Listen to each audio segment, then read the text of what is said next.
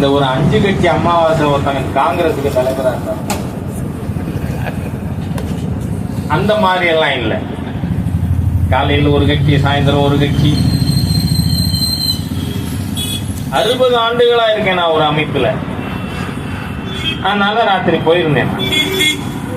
பூரா சாதாரண ஏழை எளிய மக்கள், குடிசை வீடு, ஓட்டு வீடு,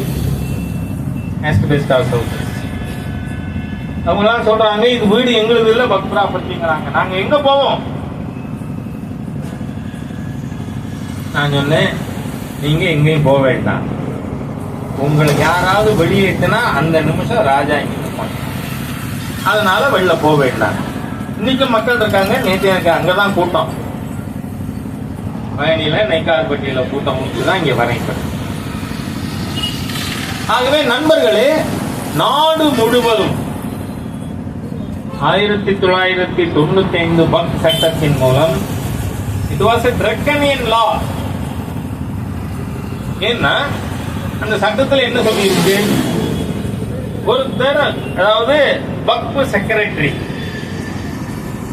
இந்த இடம், இந்த கிராமம் முழுக்க இந்த சர்வே நம்பர், நம்ம திருச்சி இந்த மணச்சநல்லூர்ல எத்தனை இடம் அந்த மாதிரி இருக்கு தெரியுமா?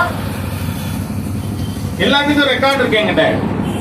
ஈரோட்ல, கோபிச்செட்டிப்பாளையத்துல, பெரம்பலூர்ல, எல்லா ஊர்லயும் எந்தெந்த சர்வே நம்பரை இந்துக்களோட பாட்டம் பூட்டம் காலத்துல இருந்து நாம அனுபவிச்சு கொண்டிருக்கின்ற, நம்ம பேர்ல பட்டா இருக்கின்ற நிலங்கள்,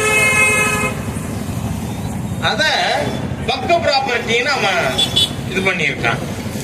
இப்ப உடனே எல்லா இடத்துலயும் இந்த சர்வே நம்பர்ல இருக்கக்கூடிய நிலத்தின் உடைமையாளர்கள் அதை பராதீனப்படுத்த முடியாதுன்னு ஆர்டர் போட்டிருக்காங்க. அப்ப நான் சொல்றேன், இந்த திராவிடியன் சர்க்கார், ஸ்டாலினோட அரசாங்கம் இந்து விரோத அரசா இல்லையா?